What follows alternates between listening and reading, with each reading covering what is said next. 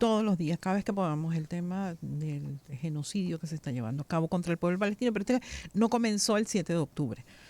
De hecho, ayer, 15 de mayo, se recordó el día de la Nakba o catástrofe en árabe, donde se recuerda la expulsión forzosa de más de 700.000 palestinos debido a la acción de milicias judías en la guerra árabe-israelí de 1948.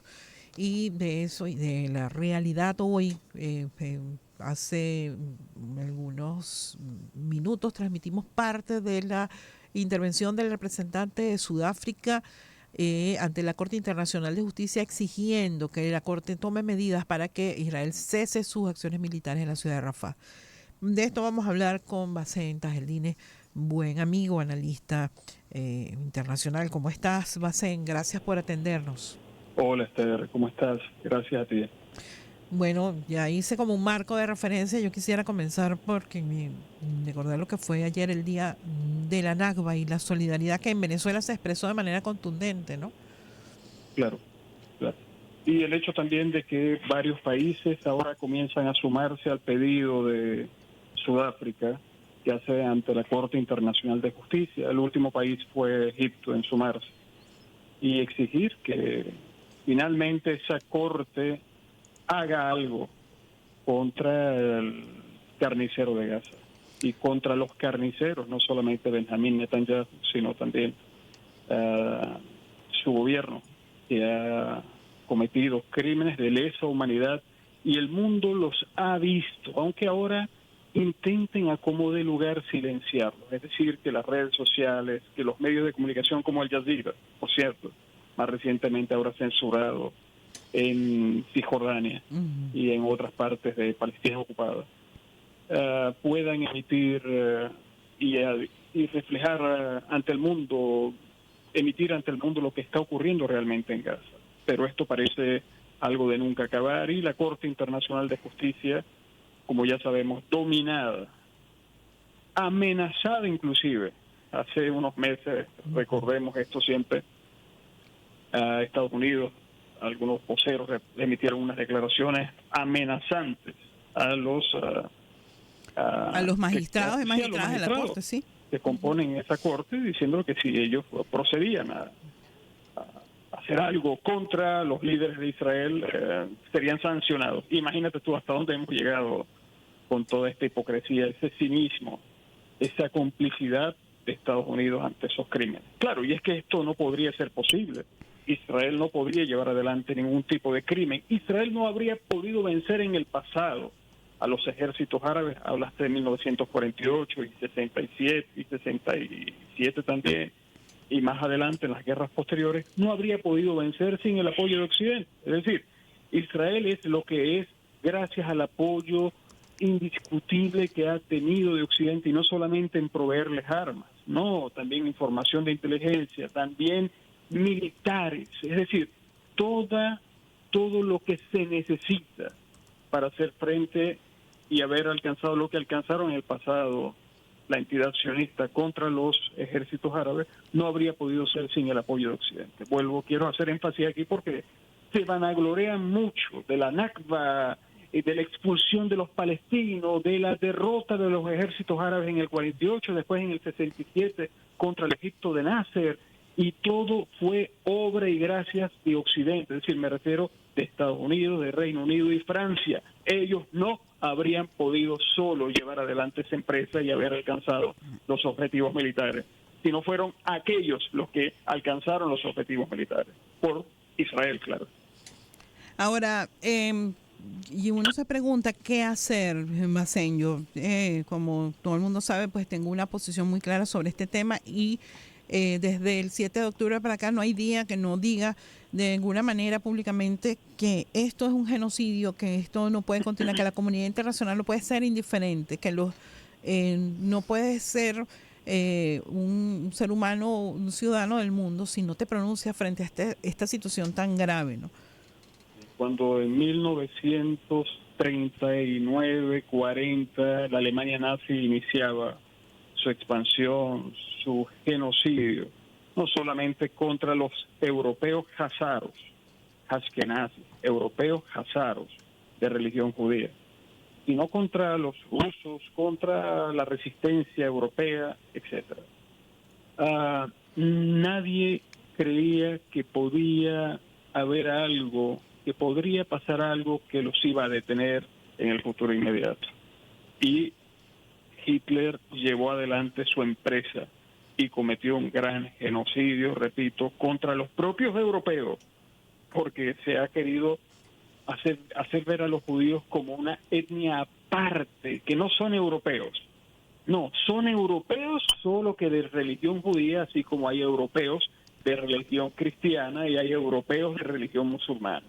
Ellos son europeos que no tienen ningún nexo histórico con las tierras de la histórica Palestina, esas tierras que ellos tomaron después, huyendo de Europa, y tomaron en 1947 y en 1948 se inicia la Nakba, la catástrofe. Esa catástrofe que primero vivieron los propios europeos por mano de sí mismos, porque entre ellos mismos, como decía Noam Chomsky, es un deporte que siempre han tenido ellos y se han encantado en ese deporte de matarse entre ellos mismos. Era su deporte predilecto y favorito. Pero llegó algo.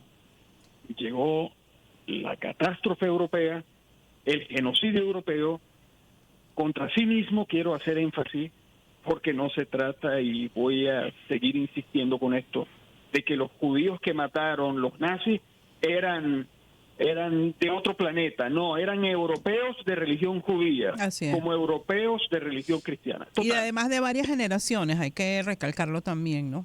Claro. Después vino el fin de la Segunda Guerra Mundial y lo que significó el mundo o la era nuclear. Es decir, la era nuclear, donde ya se garantizaba la destrucción mutua, o se decía la destrucción mutua asegurada, un término que han utilizado en el léxico militar. Y después de allí comprendieron ellos que no podían seguirse matando entre ellos mismos, porque el uso de las bombas atómicas iba a acabar con todos ellos. Y ya ese deporte no iban a poder seguirlo utilizando, aunque hoy estamos viendo lo que está pasando en Ucrania, contra Rusia, prácticamente sacrificando a Ucrania. Pero ahí está como algo que se detuvo después de ese gran genocidio y después de haber acabado la Unión Soviética, es decir, los comunistas.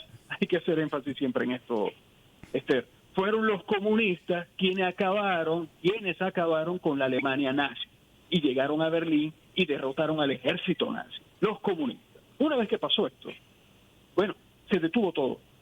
Y creía el mundo que ya no iban a tener un nuevo genocidio, pero rápidamente volvió a ocurrir de forma lenta. 1948, una ideología similar al nazismo, una ideología supremacista, una ideología racista como la ideología sionista, se instaló en Palestina, ocupó Palestina, con el pretexto de que, bueno, eran un pueblo sin tierra para una tierra, aquella tierra sin pueblo. Sí, pero aquella tierra tenía pueblo. Eran los históricos pueblos que siempre han habitado en esa zona. Los pueblos que el mundo, la Biblia y todas las religiones conocieron y hablaron de ellos. Allí estaban, pero fueron expulsados en 1948. Allí comienza un genocidio, una limpieza étnica paulatina y hoy de forma descarada, abiertamente, un genocidio. ¿Qué puede detener esto? Volvemos al punto. Lamentablemente, en mi opinión, esto puede detener lo que detuvo aquel genocidio en 1945 y detuvo la Alemania nazi. Otra vez que ejércitos poderosos, ejércitos fuertes y la amenaza de una catástrofe nuclear detenga los crímenes de Israel en el Medio Oriente. Y al parecer algo está ocurriendo después del ataque que perpetró, o mejor dicho, la respuesta al ataque que perpetró Israel en Damasco contra la embajada iraní. Algo está ocurriendo después de la respuesta iraní a Israel. ¿Por qué? Porque fíjense, ya Israel no está atacando Siria y mucho menos se le ocurre amenazar a Irán ni intensificar sus acciones contra el sur del Líbano como lo venía haciendo hasta ese momento que recibió la respuesta de Irán. Irán pudo llegar, atacar y golpear los puntos estratégicos que dijo iba a golpear. Y eso detuvo de cierta forma el ímpetu y la agresividad, la expansión de Israel hacia el norte, hacia el Líbano, hacia Siria, y mucho más el golpe que juró que iba a perpetrar contra Irán. Se detuvieron, pero sigue la amenaza entonces contra el más débil. ¿Cuál es el más débil de esa cadena? Los palestinos, los palestinos. Además que existe otro punto importante tocar, es que si Benjamín Netanyahu detiene la guerra, que no es guerra, el genocidio, si detiene el genocidio contra el pueblo palestino de Gaza, entonces le van a pasar factura los que hoy, por cierto, el ministro de Defensa ya amenazó con esto. El ministro de Defensa, ya es noticia pública, anuncia no solamente que desplegará fuerzas en Rafah, pero también dijo públicamente en ese discurso que se opone al gobierno de Benjamín Netanyahu si él detiene, por la presión internacional, detiene esta situación, que no le conviene el detenerla, porque sabe que será enfrentado por estas mismas fuerzas israelíes, que son fuerzas políticas de extrema derecha israelíes, y por tanto él es parte de ese grupo, solamente que como responsable y representante de ese grupo, él recibe las presiones internacionales. Es decir, si él detiene la guerra, o mejor dicho, el genocidio contra el pueblo palestino, a él le pasarán o será pasado por la guillotina política. Bueno, cosa que además no sería la primera vez que ocurriría, puesto que hay que también recordar que justo antes de esta arrecia, este ataque israelí contra la Franja de Gaza, ya Israel tenía una crisis política interna significativa de varios años. El interés de ellos no es rescatar a los que fueron cautivos por Hamas. No es rescatarlo, ya lo han dejado claro. De hecho, sus bombardeos han matado a muchos de los cautivos por el Hamas. Bueno, sí, justamente hoy reseña una nota de Telesur, la muerte de 5 soldados israelíes por fuego amigo. Bueno, no sé si esos son amigos. Sí, realmente, con amigos así, la verdad. Sí, con amigos así, entre ellos mismos. Pero la realidad es que los bombardeos israelíes han matado a muchos de los que fueron cautivos por el Hamas durante el 7 de octubre del año pasado. Y lo han dicho claramente, no van a detener los bombardeos, aunque esto signifique que van ellos mismos a asesinar, así como hicieron hoy con estos 5 soldados israelíes, ellos mismos van a asesinar a los propios cautivos por el Hamas. Es decir, vemos a un gobierno que realmente no representa el interés del pueblo o de los pueblos que ellos dicen representar, de los israelíes. Y no solamente eso, sino con una agresividad voraz y una arrogancia sin igual en el mundo, porque el mundo comienza a despertar. Hemos visto grandes movilizaciones en Estados Unidos y en Europa, inclusive posiciones políticas que yo no me imaginaba posible en Europa, hablando de reconocer el Estado palestino. Claro, estas posiciones políticas a razón de las grandes movilizaciones ciudadanas civiles allá en Europa. Y ellos terminan, quizás para enamorar a ese público, ahora por las venideras elecciones europeas, quizás por razón oportunista, cosa que no nos extraña de la clase política europea, tomando una posición en contra de Israel, es decir, por el reconocimiento del Estado palestino y por evitar que se siga armando a Israel. Pero, por otro lado, vemos a Alemania, no me extraña nada de Alemania, con esta génesis del genocidio y del nazismo, pero tampoco me extraña la hipocresía de la administración Biden, de lo que dijo más recientemente, fue ayer, antes de ayer, que ya se prepara un nuevo paquete de ayuda militar, que repito, no es solamente armas lo que envían a Palestina ocupada, eso que llaman Israel. Envían armas, envían militares, envían información de inteligencia, envían todo. Es decir, Israel, vuelvo al punto que dije al principio, Israel ha podido mantener su expansión y ser lo que es y vanagloriarse de falsas victorias propias por el hecho de que no son propias. Así es. Son victorias de Estados Unidos y de Europa quienes los arman, quienes les proporcionan información de inteligencia y militares para que puedan hacer lo que ellos hacen. Bacén, te agradezco mucho que nos hayas dedicado estos minutos y compartir tu análisis y la información que manejas con nosotros.